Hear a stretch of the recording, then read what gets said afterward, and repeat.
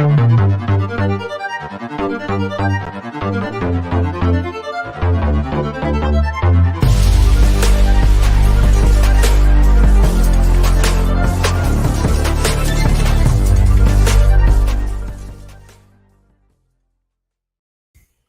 is up, everyone? It is Tuesday night, time for TCR Live, and I am joined by a first-time co-host, Troy Honecker. Troy, tell everyone who you are. Say hi to the good folks in the chat. Hello. My name's Troy. I am a longtime Cardinals fan, Phoenix born and raised. And yeah, I work for Four Peaks in the content creation department, but I'm here as a fan, not on behalf of Four Peaks. But so yeah, Cardinals are close to my heart, and I just love talking about the Cards, and I'm very excited to be on the show. So super stoked. Awesome. Well, I appreciate you jumping in for us.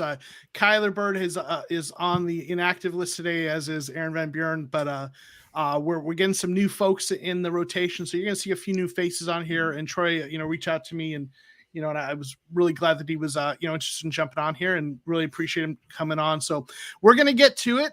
This has been a rough week.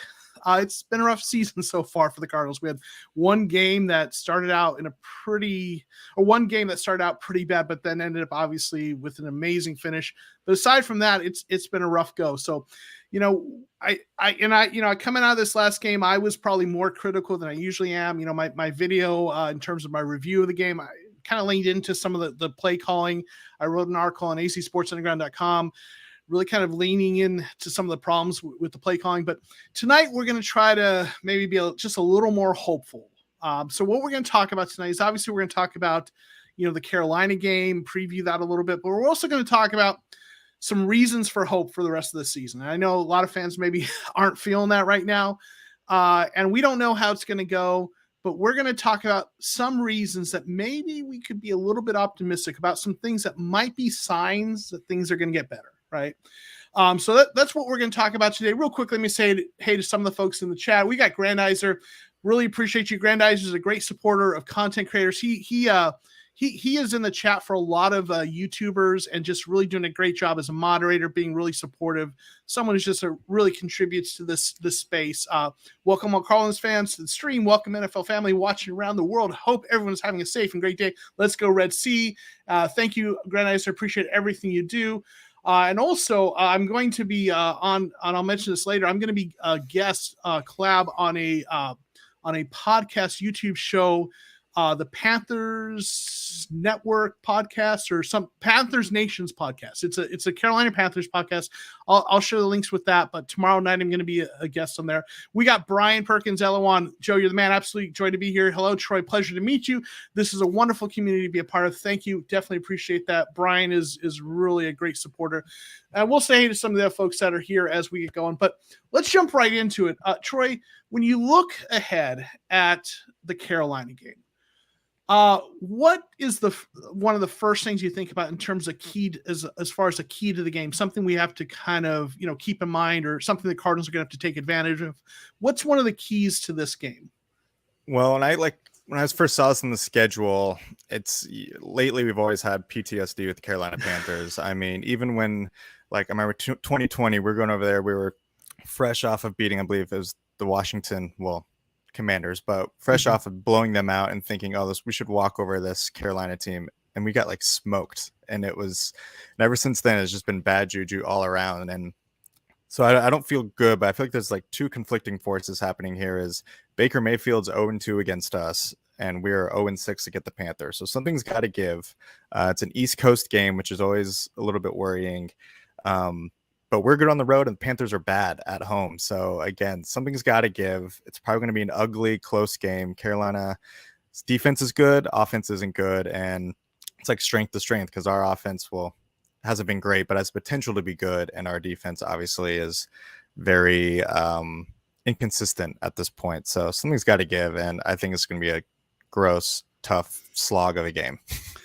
Oh, that's great. Thanks. That's what we have to look forward to. I keep saying, the Cardinals can't beat Carolina. Baker can't beat Kyler. It's going to be a tie, right? The universe has deemed it's going to be a tie, right?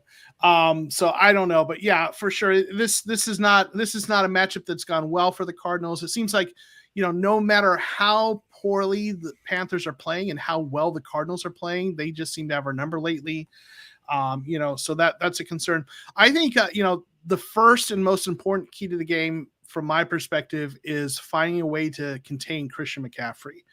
That guy, he's a weapon in the running game, in the passing game. I mean, we saw some of this stuff that Cooper Kupp did, the way they used him, with the Rams, and McCaffrey, may not be the receiver Kupp is, but in terms of, the combination of the way they use him, and man, if Cooper Kupp can torch us with some of those running plays, and we're not ready for that, Christian McCaffrey is going to be that on steroids, right? Not literally, but definitely not literally. Not trying to you're making any accusations, but yeah, no, McCaffrey, when he's healthy, he's amazing. That's the only issue with him. So they have to figure out what to do about McCaffrey. He's a matchup nightmare.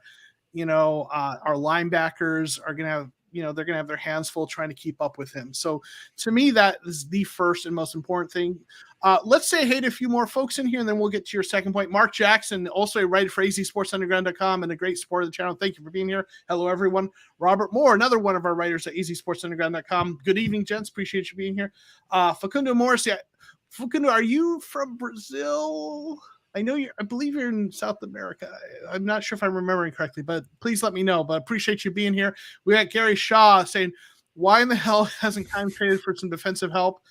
It's a good question. I think he's going to wait a few more games to see how it pans out before he makes a trade. It seems like they wait like 5 or 6 games to see how what things look like after a few more games. But I wouldn't be shocked if he makes a move. He's made moves last couple of seasons. So Elawan Bryan saying JC Horn versus Hollywood Brown. I mean, Horn has played really well, right?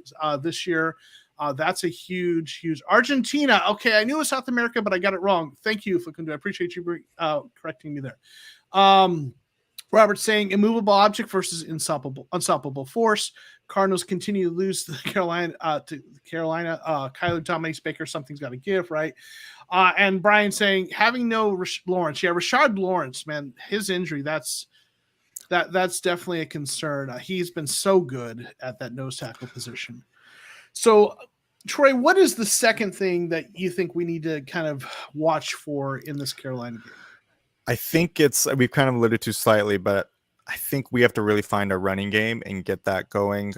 Carolina's secondary is really good this year. Again, JC Horn has been lights out. Xavier Woods is showing signs of life. And I think Jeremy Chin hasn't had a great season so far, but he still has a lot of upside. Mm-hmm. So I think we're going to have to find a running game. When we're on the road, we seem to focus more on that physicality. I remember 49ers away last year when we had Colt McCoy, like we ran the ball down their throats, and it kind of continued in Seattle. I don't know what it is, but Cliff seems to like to run the ball more on the road to control a game. And I think in this game, God willing, we don't let up, 14 points in the first quarter, and that will kind of help our play calling and dictating the game using the run, because the Panthers run defense isn't particularly special. So I think we get some options, slow down the game that way and keep it so we can keep the game tempo how the way we want it, because I think passing might be difficult. JC Horn's really physical. Hollywood Brown's not particularly physical, so that's has my worries, as it were. Yeah, one of the things Cliff talked about with the play calling is when you fall behind, you end up getting one-dimensional. So, if they can establish a run and get some points and keep some drives going with some plays that that maybe aren't as high risk reward, but keep the chains moving and put up some points, maybe they can then not have to go with such a one-dimensional. They just know they're going to be passing, right, and that becomes problematic, right? We're almost getting like a taste of our own medicine, what we did to teams last year in the beginning, where we blew them out the doors in the first quarter, and then they had to play catch up, and then our defense would bend, don't break, and make them go for field goals or high risk plays to get in the end zone. And so yeah, we're getting a taste of our own medicine, and we don't like it. So yeah, for sure. So yeah, I think James Conner is going to have a big game. Eno's got to get going, and I don't know, hopefully see some creativity. This is what Cliff's been brought in to do, is to get a lot out of maybe not the most high caliber players. So we got to see Kyler run too, because that has been killing us. Well, yeah. And, and Robert here has been trumpeting that horn that when Kyler runs more, we win more, and I think Roberts talks about that a lot in the Discord. And when they run more, absolutely, and so that's definitely a key. And yeah, like you said last year, the Cardinals' run defense was bad, but it didn't matter a lot of games because they got a lead and the game script shifted, right, and teams couldn't keep running, and now they're doing that to us, right? Real quick, I want to say hey to Lance. What's up? Thanks for being here. Go Cards if they play. Yeah, the weather. Hey, yeah, worried about that. Yeah, I was curious about that. If the hurricane was going to affect that at all. Well, Lance was planning to go to the Charlotte game, but and I had maybe considered going, but I wasn't going to be able to go for scheduling reasons. But due to weather, he's not making the trek, and I mean it's hitting Florida soon. It's supposed to come. I'm in Georgia, so it's supposed to come through here like Thursday. I mean, what's left of it will be there, but it shouldn't hopefully be too serious, right? But yeah, the NFL will move the game if the hurricane is around, then if it's a serious issue, right? Robert's saying also, as I said, don't get cute on 1st and goal. Give it to Connor so he can do Connor things, right? Well, like that. They did give it to Connor. He's just wildcat Connor. right. Completely eliminate any threat of Kyler as part of the game play. Just doesn't make sense, right? Mm-hmm. My second key is to take advantage of the rookie left tackle Ike Ekwonu. He's a super talented player, and they drafted him early, and he's probably going to be a stud of a left tackle at some point. But he's a rookie, and he's struggling. He's got a PFF grade of 46.0. So while he's still kind of figuring it out at the NFL level, and he's struggling, the Cardinals have struggled to get some pass rush. We'll talk about that a little bit more and the reasons for hope. But if they can take advantage of him, the rest of the offensive line is playing reasonably well. PFF grades in the 70s and for most of them. But if they can take advantage of the rookie left tackle, hopefully that will help some. So there's a lot of other things we could say, about this game, but I don't want to spend too much time talking about that. I'll do a preview video. Are there any final thoughts you want to give on this game before we get on to the reasons for hope? Not particularly, really. Again, we just kind of hope to see some life in the offense. I mean, I think going into this season, if we were 500 before Hop comes back, we would be happy, and there's a good shot of that. I mean, this game's definitely winnable. Eagles probably not so much, but then the Seattle game is winnable. I think just some of the underlying statistics, though, is making a little bit darker picture. Like, our offense is kind of bottom tier in a lot of statistics, and I think we need to see that flip with or without Hop. So I hope Cliff's got a good game plan, because I think he's feeling the pressure. You kind of saw him get snippy with some reporters earlier in the week, and that's kind of new. I haven't really seen him that agitated, but so yeah, maybe seeing a little fight is nice, right? I don't know. I agree. I mean, I think there's just a lot of tension in that front office due to some players getting playing time and not, and I mean, it also doesn't feel good having a reporter question your whole game plan in front of everyone. So I don't blame him for getting upset, but you can definitely feel the tension. Yeah. Well, don't ask them to block. Yeah. That was I give him credit. It was kind of a nice deadpan sort of retort, right? Yeah, for sure. So, well, you mentioned this, and I think this is a great segue to looking at reasons for hope, because going into the season, we knew these first 6 games were going to be tough, right? Chiefs, Rams, the Raiders haven't looked great, but coming into the season, people thought they were going to be improved. People at the Eagles had a good roster. Carolina was maybe we knew or didn't think were going to be great in Seattle. But, I think a lot of fans, like you said, if you said, okay, we're going to come out of those first 6 games 3-3, right?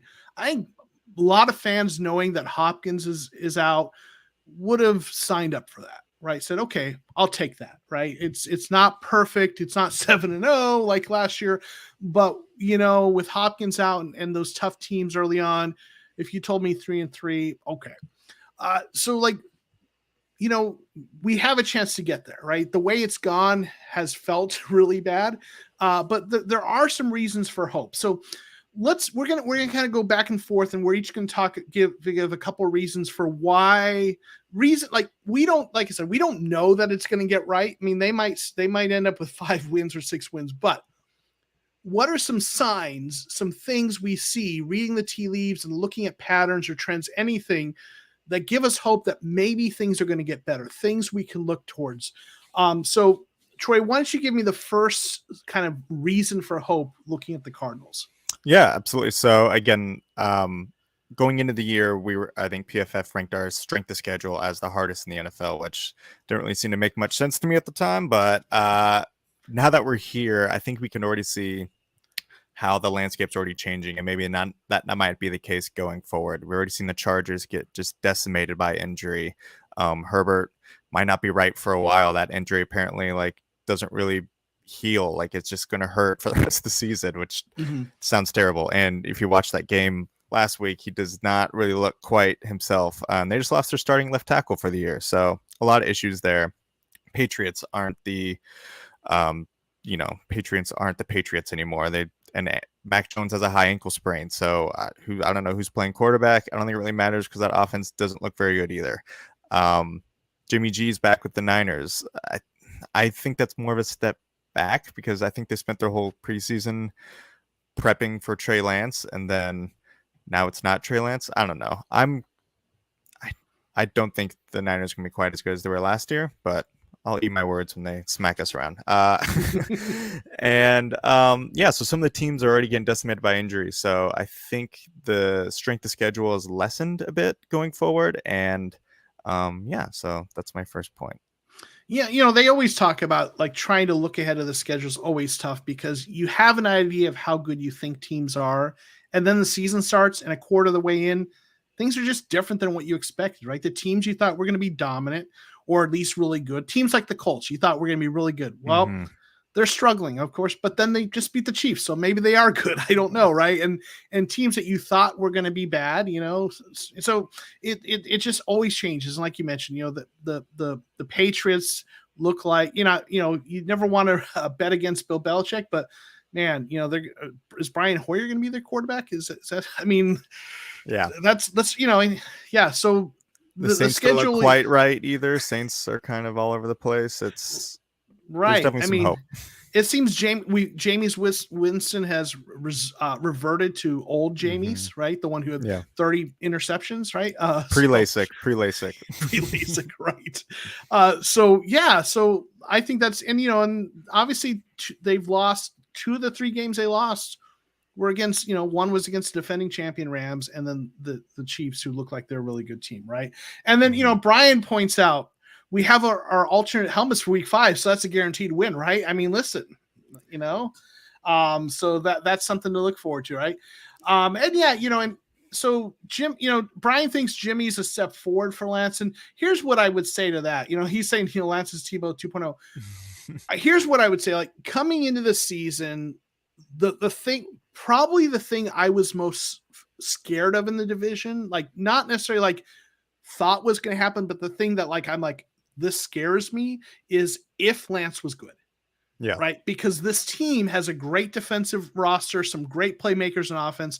And the deal with the 49ers has been they can run the ball well, they can do all these things well, but they haven't had a star quarterback. Right. And they draft this guy early in the first time, 3rd overall, or wherever they took him, and develop him into, it's the year you would expect that quarterback to pop under a coach who's been really good in working with players. And you're like, if he is the star that they hope he is, the whole division's in trouble, right? But that didn't happen. Well, and I think too, I think why Trey could create for himself with his legs and Jimmy cannot. The 49ers offensive line is not what it used to be. I mean, they just lost Trent Williams for an extended period of time. Was it a high ankle sprain, or is he? Yeah, I'm not sure. Yeah, they lost Trent Williams, who's the linchpin of that offensive line for a significant amount of time. So if they can't run the ball well, then I think then it's the Debo show, and they become a little bit more one-dimensional. Where Lance gives them a little bit another dimension with his legs and his ability just to fire a cannon off of nowhere. So yes, Jimmy is better than Trey Lance, but I don't know if the 49ers are quite what they used to be. Yeah, for sure. Real quick, let me just get a couple other comments in here. Then I'll give my kind of actual first reason for hope. We got Lance saying, love that Cliff showed a backbone in to the media. Main reason he keep coming back to his TCR. Everyone else in the media is quick to criticize and wants people's heads on a platter. Horizon is bright here. Listen, I was critical of the play calling, but I'm not saying fire everyone yet, right? Yeah. Let's get through the season, right? So, we got to have some kind of hope, right? And so for me, one of the things, the reasons for hope, and it's a little bit, kind of on, when you look at the schedule, it's going to be getting easier. But I also think, like, as much as this offense has struggled to put up points, when I watch them, how the games play out and how the offense functions, to me, it feels like an offense that's this close to getting it right. You know what I'm saying? They're just this close to getting things going. It's not like Kyler Murray is going out there throwing interceptions left and right. He's got one interception, right? Mm-hmm. He's only got 3 touchdowns, throwing 1 rushing, I believe. But, they're moving the ball, and then the drive gets stalled out by a bad penalty or a sack or just a play that just doesn't click, right? So it just feels like, it doesn't feel like an offense that is inept. It feels like an offense that's just missing it by that much on plays. And we know they have talented playmakers. We know what Kyler can do. We saw what he did to, against the Raiders to bring them back to win. I think as some of the players, and we'll talk about this more, come back and get healthy and they get the system down, the new players, and as some of those things, those little mistakes start to get cleaned up, I think, sometimes it's that much of a difference between putting up 17 points and 35 points, right? Mm-hmm. It's closer than people think sometimes with those little things. So that's one of my reasons for hope.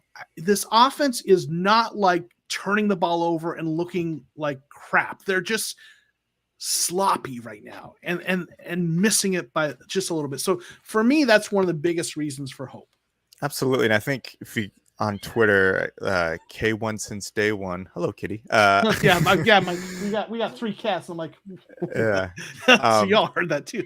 K1 since day one has a good thread on a lot of some of the sloppiness in the play, and like guys were open. Either Kyler had to bail out of the pocket right before, to make the throw, or penalties and stuff. So you're totally right. It's not like the offense isn't functioning. It's just either a missed block or a terrible hold, or little things here and there kind of derail everything. But yeah.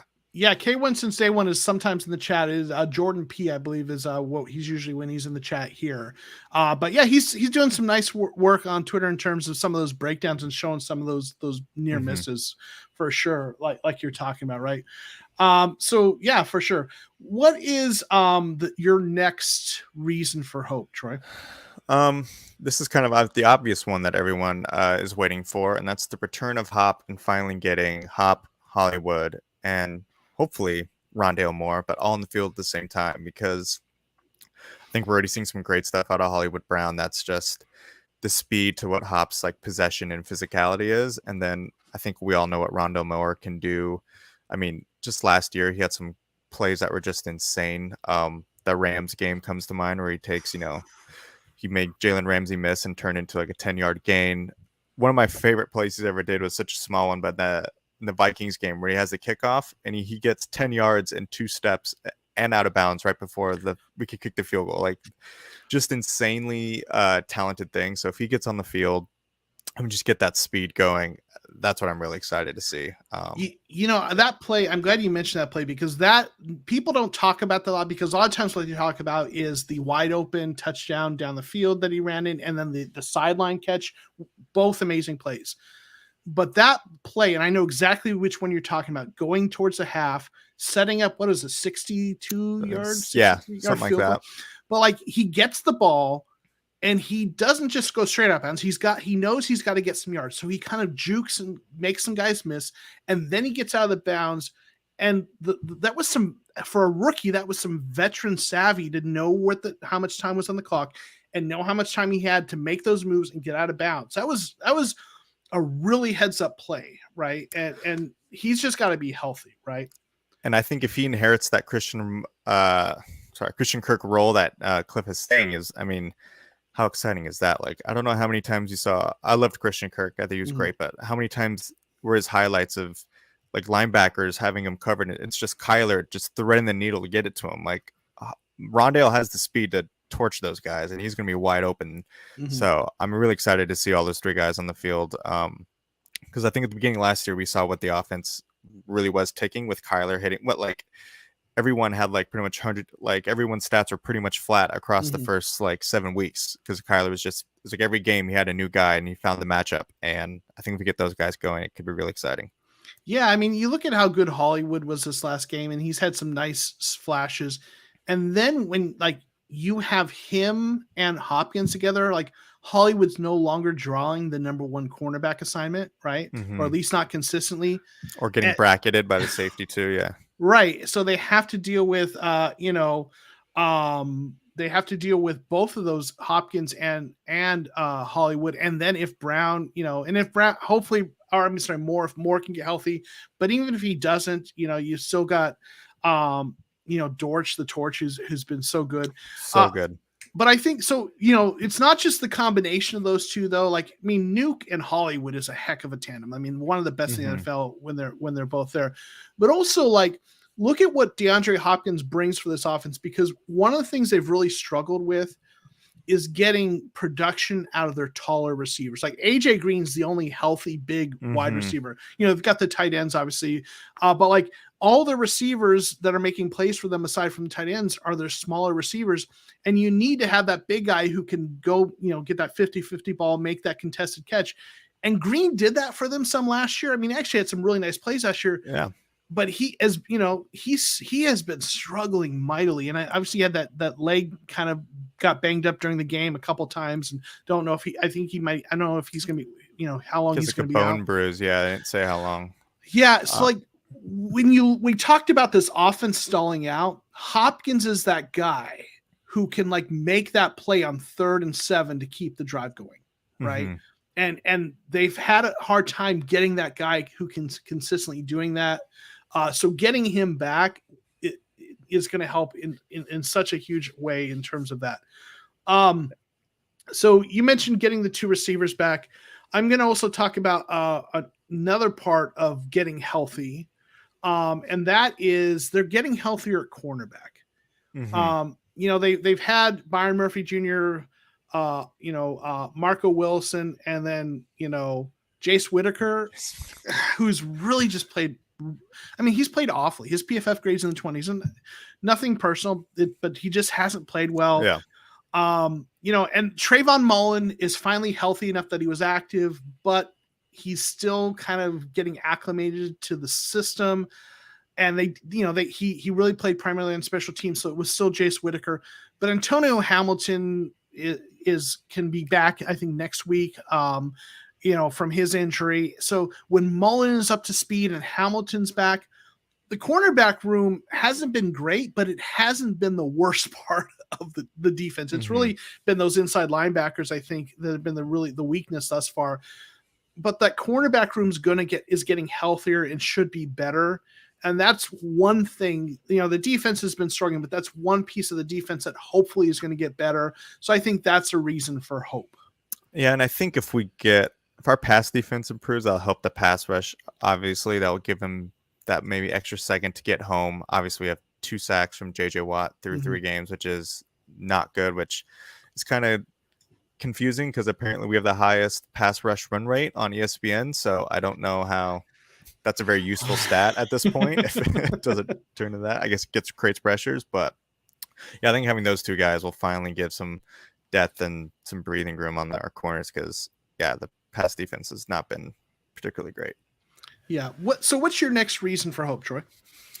My final reason was I think we're finally starting to see some of the development, which I know has been a very hot topic lately, and how we're not very good at developing players, but I think we're starting to see some breakthroughs in guys like in Zach Allen, who is one of the PFF's highest graded defensive players so far in the season. He's been terrific. Byron Murphy's inconsistent, but he is showing some flashes of being a very competent, even high-end cornerback. Jalen Thompson obviously has been a tremendous for us for considering where he was drafted, and Zaven's had some flashes, and he's had a lot of ups and downs, but he's finally playing a lot, and he's grading pretty good on PFF, which again, put as much assault into that as you will, but I think we're finally starting to get in some of the development. I know obviously the Isaiah Simmons question is still lurking about, which is unfortunate, but I think once these guys kind of start coming on, and then we're resigned, if they get the second contracts, then we're heading in the right direction. And these are kind of later round draft picks, so you'd almost expect them to start coming on later in their careers, year 3, year 4. It's just the premium picks is where we're struggling mightily at the point. Yeah. So no, I agree. In fact, I'm going to mention some more. You talked about the pass rush and the pressures, and I'll talk about that in a little bit. But yeah, I mean, you look at a guy like Zach Allen, who's just, he's been a little hit or miss thus far, but he's just really playing really well. PFF grading in the 70s. I think he's third in terms of defensive pass rush win rates for defensive tackles, or interior defensive line, and playing really well. For sure. Before I give my last reason for hope, folks in the chat, if you have some reasons for hope that we haven't covered, let's get them in the comments, and we'll bring those up. So I'm going to give my last one, and then we'll get some of yours in the comments. And also, if you have questions, get those in the chat as well, and we'll get to those. So my last reason for hope is building on something you said earlier. It's on the defensive side of the ball. You mentioned, the pass rush win rates, and the ESPN talks about how the Cardinals are first in pass rush win rates. That seems counterintuitive because they've only got 2 sacks. That feels like, a lot of people like fake news, fake stat, right? But, when you look at it, I think there's something there. I think they are going to be getting more sacks. I mean, hopefully they've only got 2, but like when you look at it, they're actually getting a fair bit of pressure on the quarterback, because I looked this up earlier. This season they have 44 pressures against the quarterback, 17 quarterback hits, 25 quarterback hurries, but only 2 sacks, right? And it's kind of like one of those things. It's like in hockey, you got to get shots on goal, and eventually they go in, right? And with pass rush, they're getting pressure, they're getting unlucky, right? Mm-hmm. And those kinds of patterns are not durable. They won't persist. Something's going to give. If you're getting this much pressure, but you're just not getting home, that's going to change. If you keep getting that pressure, it's going to break your way, right? So I think they're going to be getting more sacks because they are getting pressure, right? It's just they've got slippery quarterbacks getting away. It's just not quite landing, but they're doing what they need to do. Gardeck has been grading in the upper 80s. Mm-hmm. Golden has been struggling, but you can't imagine that's going to happen all season. I think they're going to start getting there. And Mark, who's a huge Coyotes fan, loved pucks at the net, right? He loved my hockey reference, right? So I think the sacks are going to come. So that for me is another reason for optimism. Do you think at any point Maije will start getting, I guess, even active at this point? Was he even active last week? I don't even know. That's a great question. I don't think we're going to see much of him unless someone's injured. And I know fans are very frustrated about that. And then you add to it, you probably saw that they promoted Jesse Luketa to the active roster. But as I talked about this in the video, I think that was primarily because they wanted to protect him. It sounded like there was interest from the Ravens. Yeah. So it was just one of those kinds of moves. I don't think we're going to see a lot of them unless someone gets injured. I feel like, Gardeck has played well. They're going to keep starting Golden until he gets going. Demikaji, played better in the preseason than any of the other pass rushers. I know he's been kind of, middling thus far. And then Cam Thomas, I think the reason he gets active over Maije is because he can play on the inside a little bit. Exactly. Right? Yeah. That versatility. But I will say for me, that's not as much as people are frustrated about that. I don't mind that so much because I'm looking at this from a long-term roster building perspective. and folks who watch this channel know I'm a huge fan of the way the Ravens do their pass rush, where they draft guys in those middle rounds. They might not start the first year. It takes a couple years, but by their second and third year, they're starters. And then when it's time for them to get their second contract, they usually let them walk, but they get the compensatory pick, and they keep that pipeline going. And when you look at it, like they drafted Dimikaji last year, right? 6th round. They got 3 pass rushers in the draft this year. So my hope is they're setting up that pipeline. So for me, and I know, again, fans want to see your 3rd round pick play this year, but if Myjai Sanders is a starting outside linebacker next year or the year after and gives them a couple solid years, then I'm not too worried about it. But I don't think we're going to see much of him this year. I mean, we're just barely seeing Dimikaji now, so I think that's tracking to what Vance likes to do. Yeah. Unless if there's a shake-up in the middle of the season, which things maybe not to be so positive about. Man, I mean, listen, if this team just doesn't win games, that we might see all them rookies in there, but you don't want, as much as we want to see the rookies, we don't want to see a scenario where they're playing all the rookies late in the season, because that means the season's kind of gone, in the tank. Nuclear, right? Yeah. And sure. Exactly. And I think, unfortunately, if there is going to be a head to roll, unfortunately, it's probably going to be Vance. But I don't think just the way the contracts are, it seems, I don't know, which is unfortunate, because I think his defense is overproduced for many years. So no, I think he's done for the personnel he's had to work with. I think he's done pretty good job, right? There's something, maybe I feel like he plays a little too much soft zone sometimes, but in terms of what he's done with that roster, I think you're absolutely right. I'm going to get some of the comments from folks in the chat. And like I said, if you have questions or reasons for optimism, be sure to get them in the chat. And we'll kind of go through there. Elawan Bryan saying when the cornerback game improves, they will get the sack. So that's kind of related, right? We got Calvin, channel member, great support of the channel.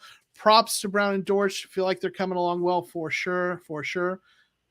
We've got Stefan Leonidas. Is Hopkins good enough to fix all our problems on offense? I'll let you take this question first. Trey, drop that one in your lap. What do you think? Maybe it's not so much Hopkins. I mean, obviously he is very good and an elite wide receiver. I think a lot of the issues is we just don't have the right bodies and role players, and we don't have the personnel for the offense Cliffs wants to do right now.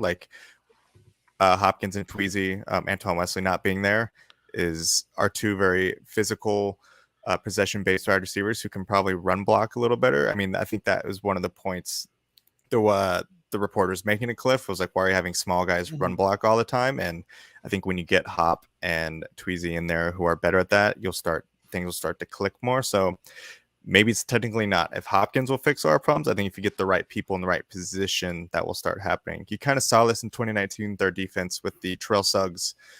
We had to accommodate for Terrell Suggs, and it pushed Chandler Jones at I forget all the terminology. Chandler Jones wasn't playing a position he was supposed to be playing, and then the whole defense was a mess.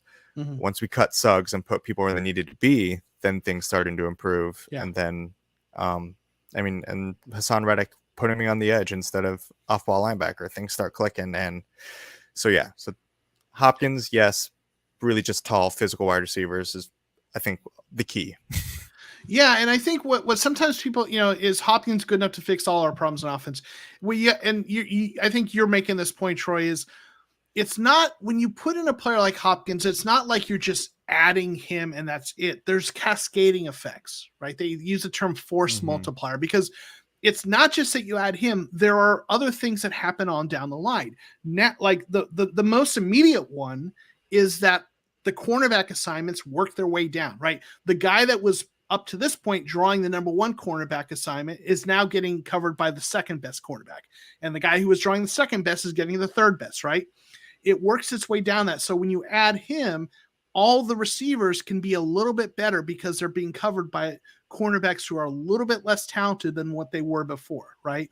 And then you add to that as well, you talked about it's not just having him, it's that we have had a deficiency at our big receiver, right, positions, right? Having a big receiver who can do big receiver things is more than just adding Hopkins, who is amazing in and of himself.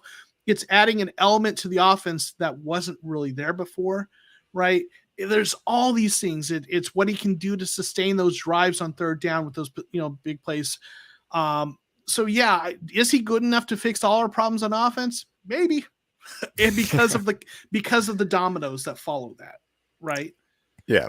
I mean, he's directly a red zone target. I mean, that's Yeah. one of the biggest reasons why our red zone offense was good beginning last year, because it was just throw it to Hop. If he's one-on-one, he will catch it.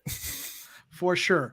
I want to say hey to a couple other folks that are in here. Man Around Town's my friend Kevin, I believe, who's in here. Playing poorly early in the season and peaking around playoff time is a recipe for success. Yeah, unfortunately, this team has not yet played well and late in the season, but if they can flip that, right, I'll take it, right? Yeah. So here's hoping. But there's something to be said for that. Like, you obviously you want to be hitting your stride late in the season, not early. I guess, so if they don't hit their stride late in the season, I guess we're getting better draft picks, I guess, so I don't know, but yeah. Sam is saying, sorry guys, I don't see us winning anytime soon unless Kyler Murray learns to play under center. Well, I don't think it's learning to play as much as Cliff calling that. I don't think that's the key though. I mean, I'd like to see him under center a little bit more, but this offense is built this way. Kyler's played in shotgun forever. I just don't think that is the variable that changes this. There are other things that need to change. I understand why you don't think they're winning anytime soon, because they have looked really bad. I do think they're winning sometime soon, maybe even this Sunday. But they've got some things to clean up. But I don't know. To me, that's not the thing that needs to change. I don't know. What do you think, Troy? Yeah, it's one of those like chicken or just because some good offenses run well doing that doesn't mean it'll work for us. I mean, their offenses are built around that entire concept, so it'd be kind of, I don't know, it's like asking Cliff to run an offense he's not really super familiar with, which sounds not great, but I mean, you always want more diversity in your offensive play calling, so you could always use more of it. I mean, we saw a lot of more under center stuff with Colt McCoy and when he was in last year, but I mean, we also got blown out by Carolina 34-10 or 34-17 with that. So yeah, it's a chicken or the egg kind of argument. No one's complaining about under center when we win, so it's one of those things. Yeah. Real quick, Grandizer, with the reminder, I mentioned this earlier, Joseph tomorrow, the Cardinal Wool will be on Panther Nation Podcast, PMP, Week 4, Carolina Panthers versus Arizona Cardinals preview. So be sure to check that out. Come support, represent the Cardinals. I'll be posting that probably on my community tab. So looking forward to hanging out with those good dudes over at the PMP podcast. Thank you for mentioning that. Brian's asking, won't rookies be rookies next year if they never play? No, because I mean, what we sometimes forget is those practice reps. Yes, they're not game reps, but they're not nothing, right? Mm-hmm. They're going to get those practice reps. They're going to get another full off season. Yes, playing is going to get more progress, no doubt. But it's, it's not insignificant that the reps they're going to get in practice as far as that goes. But okay, Lance has some positives here. Positives: if Kyler starts connecting with running back, tight end, wide receiver, I think we will be a lot better looking in games. If he converts on third downs, we will be better. Just need to clean up play a bit. I'm excited. Yeah, I think you're right, Lance. Anything you want to say to that, Troy? I mean, yeah, if we score a lot of touchdowns, we get a lot better too. No, just teasing. Yeah, I mean, the offense just needs to start hitting its groove. I mean, we've seen them pull out some gritty performances, like that Dallas game last year. It wasn't a lot of flash. It was a lot of grit. Kyler running. I mean, that's kind of the key that I think even a lot of the national media is picking up on is like, why isn't he running? The team is so much better, and I get it. He doesn't want to take a necessary hit and be out for a while, but I think it's also just the fear of him running. Like, we need to instill that more, or so, like it's almost like as if they're not respecting his legs again. But I don't know. Yeah, it's something's going to give. I believe in the guys, and hopefully, I want to see more of the not to quote Ron Wolfley, but double tight ends, just start running it more, because get physical and establish that, because that's always fun when that happens. I want to see the megawatt formation. Yeah. Well, was it Fotu and JJ? Knowing our luck, JJ that's when he tears his shoulder again and he's out for the year. So Bite your tongue, Troy. Bite I know. your tongue. Yeah, no, and you bring up a good point about Kyler running. Early in his career, his rookie season in particular, in his second season, when things weren't there, he ran more, right? And he, they say he used it like a crutch, and that's fair, but it was still a tool in his toolkit, and it kept, as you were talking about, it kept the defenses honest. And he's trying to do that less because he wants to win with his arms. And yes, in a perfect world, you want him to win with his arms more, but they have not been winning these first 3 games, right? And when things aren't going well, I'd like to see him run a little more to create something out of nothing, to get that spark until we can get the engine started, right? So I would like to see him run a little bit more. I think, we don't want him to get injured, but I think, he's probably better than any other running back or quarterback in the league in terms of knowing how to avoid the hits. In fact, the times he gets hit and the worst are actually when he's in the pocket, right? When he gets sacked. When he's out of the pocket, he's got that field vision, and he generally avoids those hits, right? So So I'm with you there. Banner around towns, remind everyone, please smash that like button. Appreciate that for sure. Sam is saying Tua has 8 touchdowns already. Kyler Murray 3 only. Why is it? It's because of Tuanon. Are you familiar with Tuanon? Have you seen that? Oh yeah, it's he's been flowing out. I mean, it helps having 2 of the fastest guys in the league as your wide receivers, and I'm a little jealous of the Mike McDaniel hire because, man, he's kind of everything you want right now. I wasn't sure if it was going to work because, the dude's smart. He came from the Shanahan thing, but I say this in the best way, nicest way possible. He's a quirky nerd, and I'm a nerd. And I when I watch interviews with him, I'm like, I'd love to hang out with that dude. That guy would be so much fun to play Dungeons and Dragons with. He would be like a blast to drink beers with.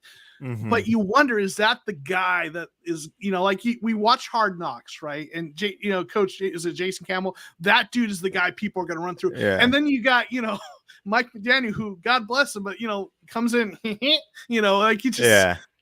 But I love the guy. I'm glad it's working out, but I just wasn't sure. But man, they're off. Listen, why Tua has those 8 touchdowns is because their offense is clicking. It's working right now, and it isn't for us. But that's going to happen in the NFL, right? I think some of that is because it's so new. No one has tape on it yet, so everyone's learning as we're learning live, and that's typically not a good way to learn in the NFL as it's happening. And I think that's kind of what you're seeing a little bit with Jacksonville too. I mean, it's been a great turnaround, but I think a lot of that is just no one has good tape on them, so now it's all happening before our very eyes. But yeah, no. Danny looks like he belongs on CSI as the tech guy, right? Wasn't he the offensive line coach at the 49ers? He was their offensive coordinator most recently. I'm not sure what he did before that. I think he actually played wide receiver in college. I was going to say, if he was an offensive line coach and that was the dude, then something's going upstairs if that's happening. But no, yeah. And now Grindizer is he's a Dolphins fan. These Dolphins wanted him as their OC 2 years ago. He loves Mike in the press conferences. Listen, like I said, I'd love to hang out with that dude. Don't get me wrong, right? Yeah. But yeah. Roy, thanks for being here too. Trappy saying Kyler has 4 touchdowns. Actually, one of them are rushing. So thanks for that. Real quick, want to say hey to the Cattle Dog. Thanks for being here. We got Paul G, Kingsbury offensive guru, field goal king. Yeah, listen, it's been frustrating so far, no doubt. So appreciate y'all jumping in here. Tanner Seymour, thanks for being here. Just like others are saying, we have to mix it up. We have, we get a tough win, then we go back to our old ways and shoot ourselves in the foot. Yeah, and I talked about this after the game. The Rams did not play well. They had a sloppy game, and we couldn't do enough to capitalize on that. So, I don't want to dismiss what the Rams did and say, well, we lost the game. No, they won the game. But they played sloppy enough that they gave us a chance and we did not capitalize on it, right? And that's frustrating. Well, like you were saying, offenses are within inches. The Rams could have had 27, 34 points on us if A, we didn't get the fumble, or B, Stafford hit some of those deep bombs that, we were cooked on. So we definitely, they let us back in that game. Yeah. Oh, I'm going to say a hard pass on this one. Yeah. Sam, I don't know if you're just trolling or if that's Yeah. legit. No, that's a I no. if which I don't know if you noticed, but Cliff is, he's number one on the next coach fired list. But then Yeah. again, Matt Rule's been the king of that for the past 2 to 3 years. So I don't know exactly how accurate those usually Cliff, are. I mean, I hate to make such bold or definitive statements because you never know, but Cliff's not getting fired during the No, season. there's been They're way too just, much off-season stuff. You kind of give him yeah, the leeway, you know. yeah, and yeah. So I don't think that's going to happen. And honestly, I mean, I know fans are disappointed. They gave them the extension. I don't, even if he has a bad season, I don't think he's getting fired. I think it would take 2 losing seasons for that to happen. Mm-hmm. So we'll see, though, right? RM, thanks for dropping in. Every offense goes under center at least a third of the time, other than us. It definitely is an issue. No versatility in the system. I mean, I don't know that.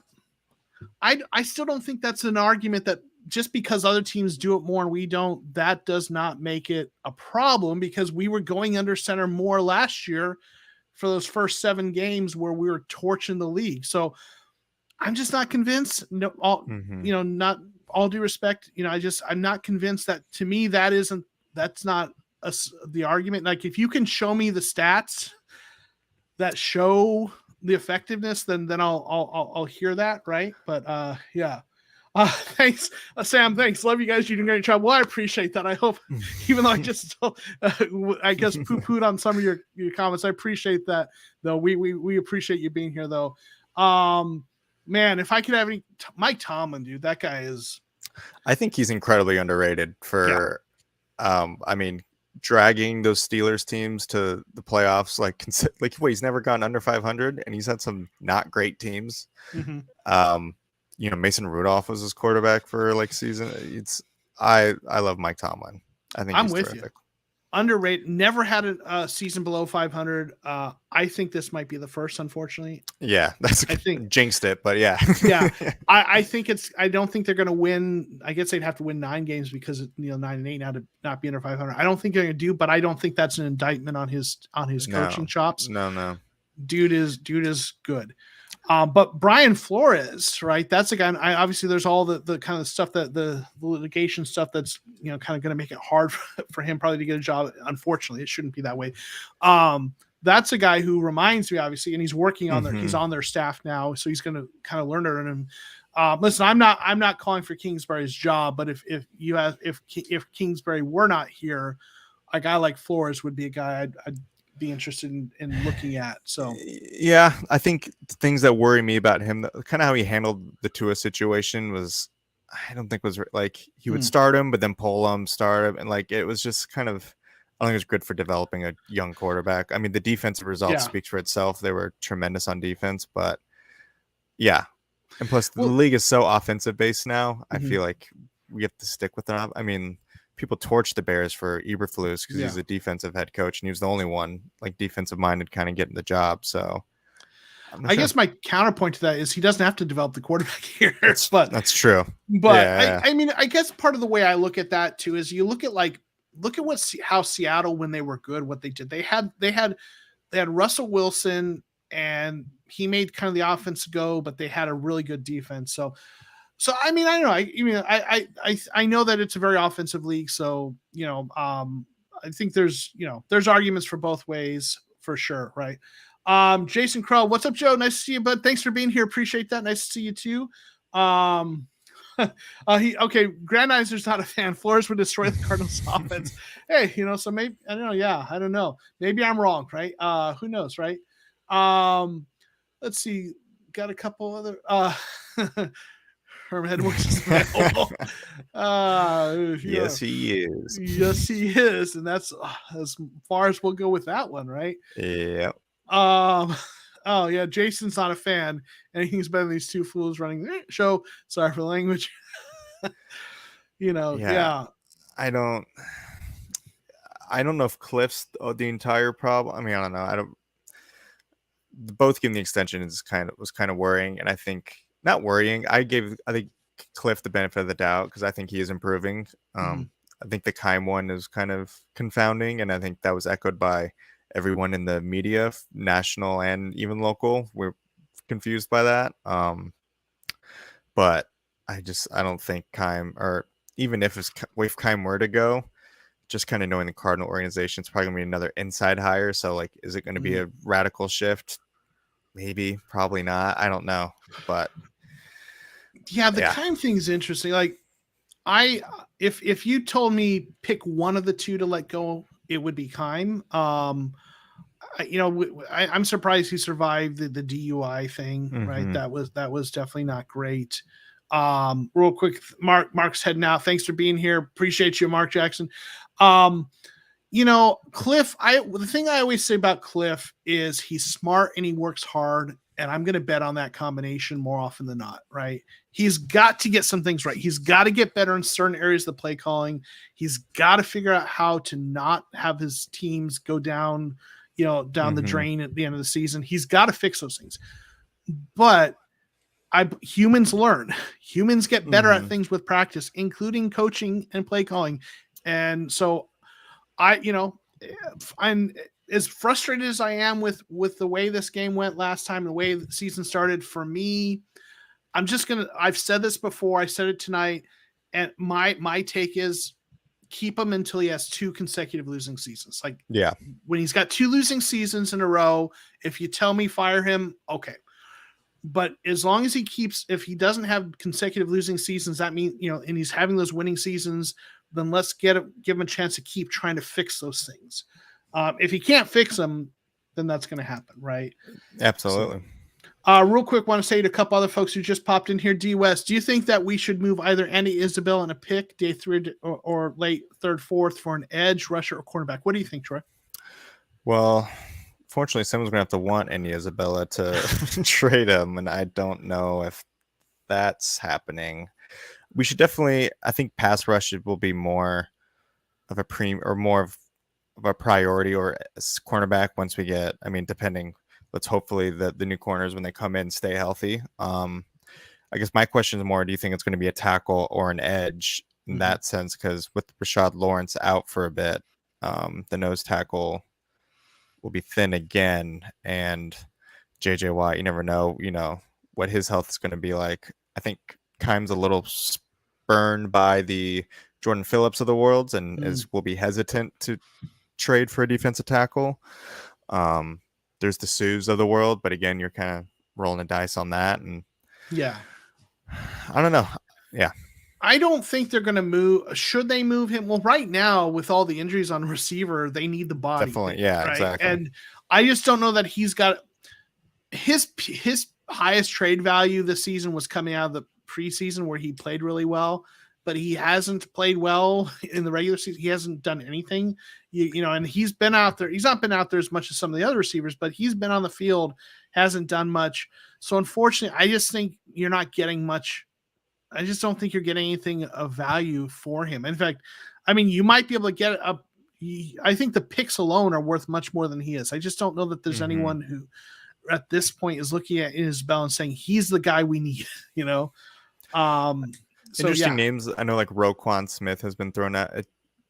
I think that's usually, if you're going to get the most value, is going to be from maybe a team floundering like the Bears, but unfortunately we might be one of those floundering teams. So at that point, like, why give up some premium assets to push us maybe to 7-9 or 7-10? Sorry. So yeah, I guess we'll have to see where we're at too, because it's not going to make sense. I don't think they're going to go do another move for cornerback. Like, I think they've got the guys coming back. I think they like going with kind of patchwork cornerbacks, and Hamilton played well from last year, so I think they're going to go with that. Edge rusher, man, they've got 7 outside linebackers on the roster. So what are they? Who are they moving to do that? Right. I just don't think they're doing that. I think they're going to they're going to trust that one of those guys is going to kind of emerge. Yeah. With Rashard Lawrence injured, like you talk about, that interior defensive line, which has already been an area, where depth is a problem, right? Lucky Fotu has played better than he did in previous seasons. He's not been great. He's not taken a step forward like Lawrence, but he's been okay. Ledbetter hasn't played well. He did great in the preseason, but his PFF grades are like in the 20s. And then now with Rashard Lawrence injured, maybe that interior defensive line is where they go. I know a lot of people talking about Ndamukong Suh.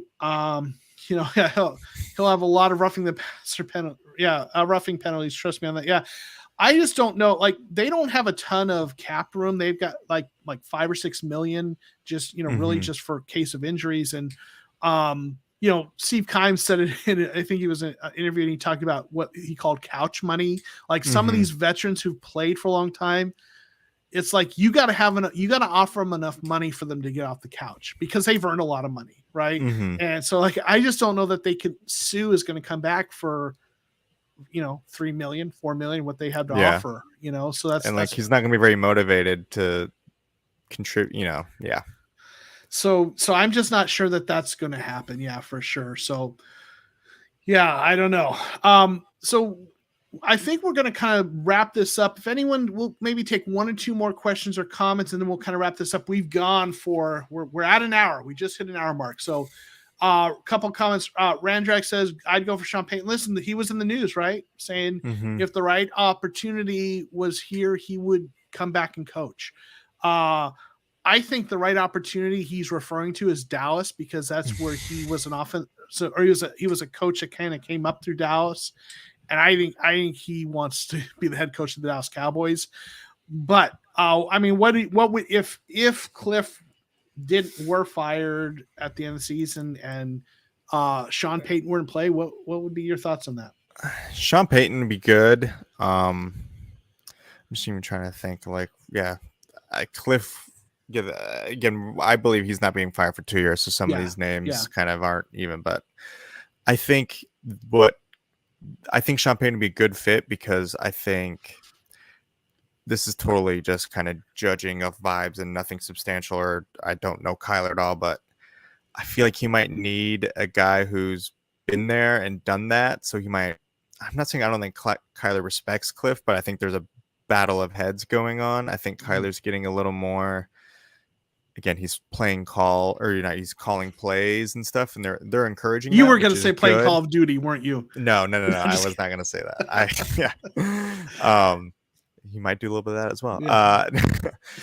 Which there's a great video I saw. He's a YouTuber's named Destroying. It's the 30-minute film breakdown of Kyler and him. It was great. And it totally gives you an insight into Kyler's like a very rare look into what he is like off the field, which I thought was fascinating. So I think Sean Payton would be the guy that might get Kyler, and exactly Drew Brees. Drew Brees, exactly. And I think Kyler would respect that and maybe bring him to heel. I'm not saying he's like a wild animal, but I think there's a little friction between him and Cliff. I'm not trying to overblow that by any means, but just a guy who's been there and kind of get a control of the locker room a little bit more. I think some of these up and down performances is just kind of due to, I don't know, I don't know. This is all stuff we're all speculate on. We never know. But the thing too, though, is once they were how many coaches do you hear retiring, come back and have being super successful again? Usually it's kind of, I don't know. I feel like that doesn't happen a lot. So he hasn't, I think, though he is still pretty young and he hasn't been out long.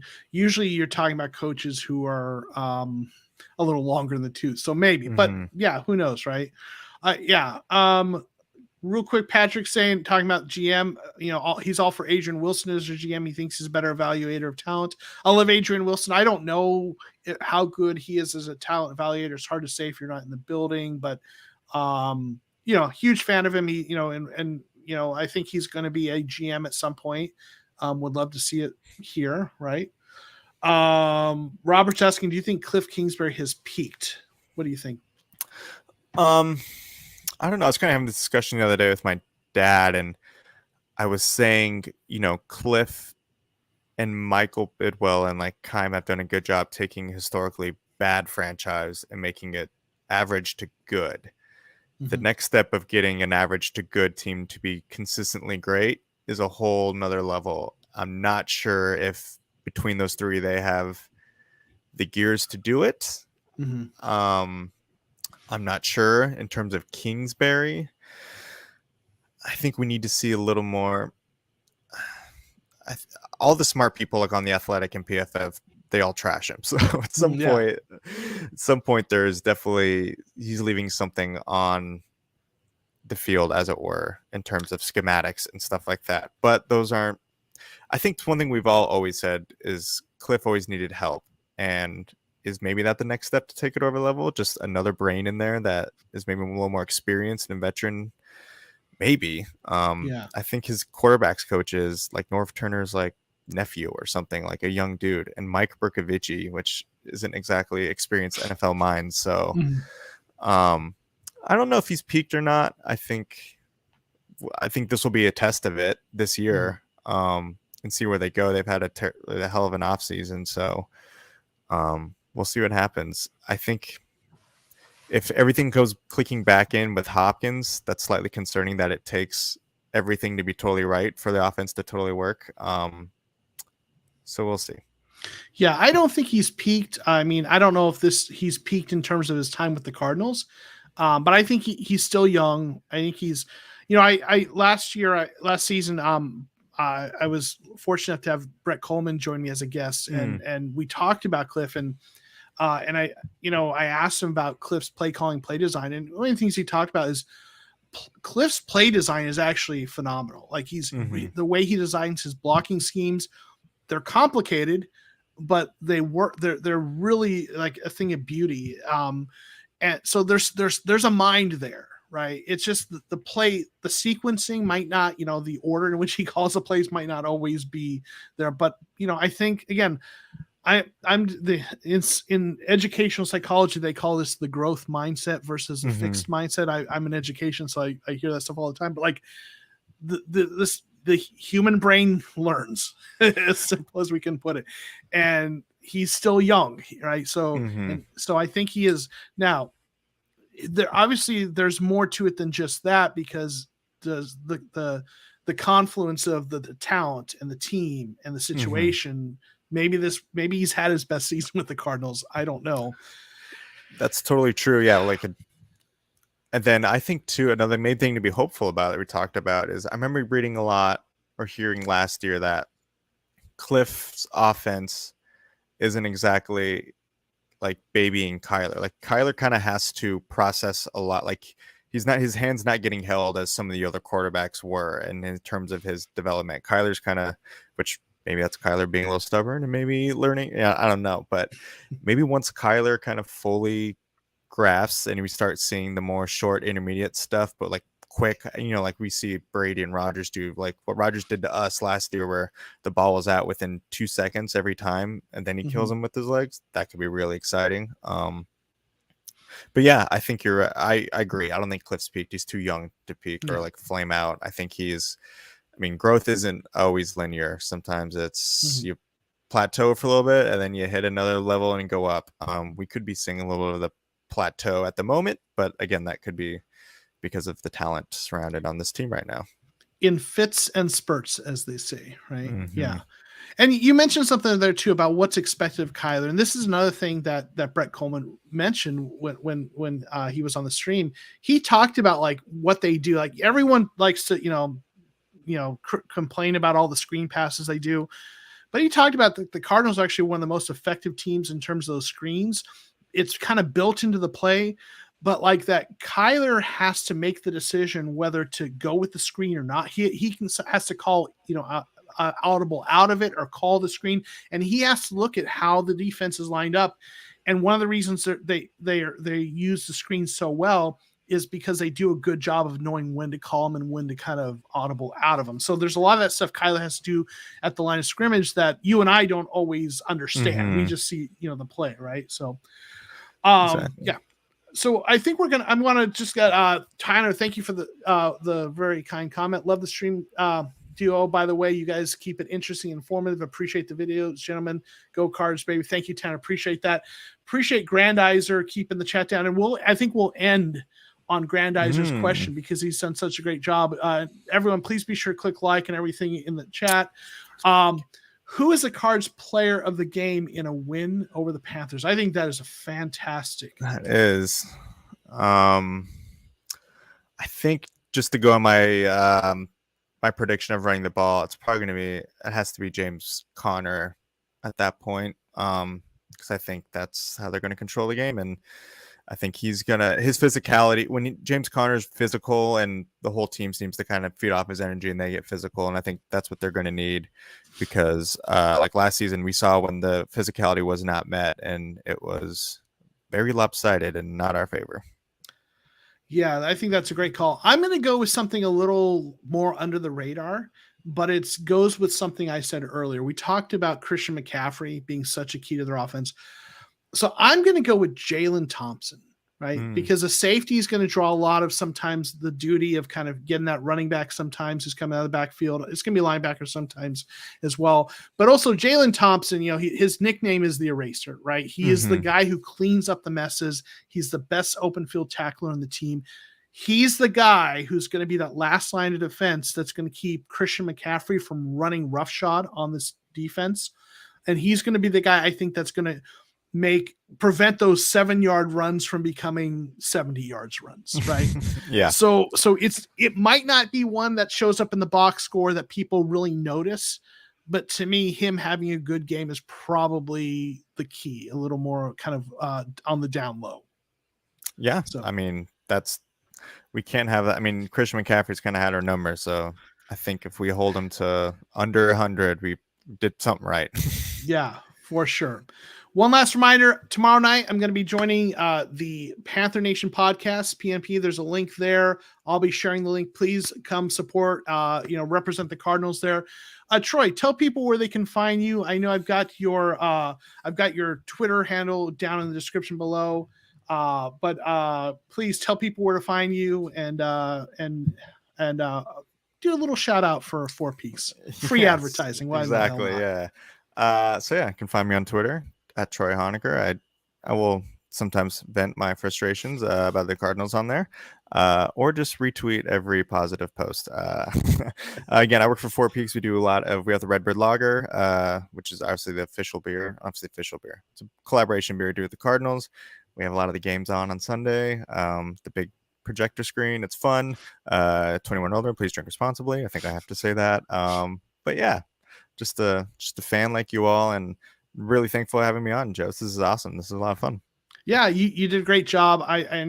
Brian's already saying, thanks guys, you made our night. Good job, Troy. Grandize. Grandize just throwing your Twitter out there. Yeah, man, it was fun hanging out with you. We'll definitely have you back. Thank you to everyone in the chat. It was good hanging out with you guys. It's talking ourselves off the ledge, giving ourselves hope. Now they got to go out and win. Here's hoping, right, against Carolina, right?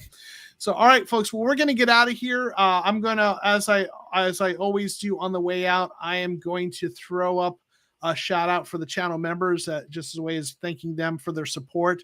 But we'll see y'all next time. Peace.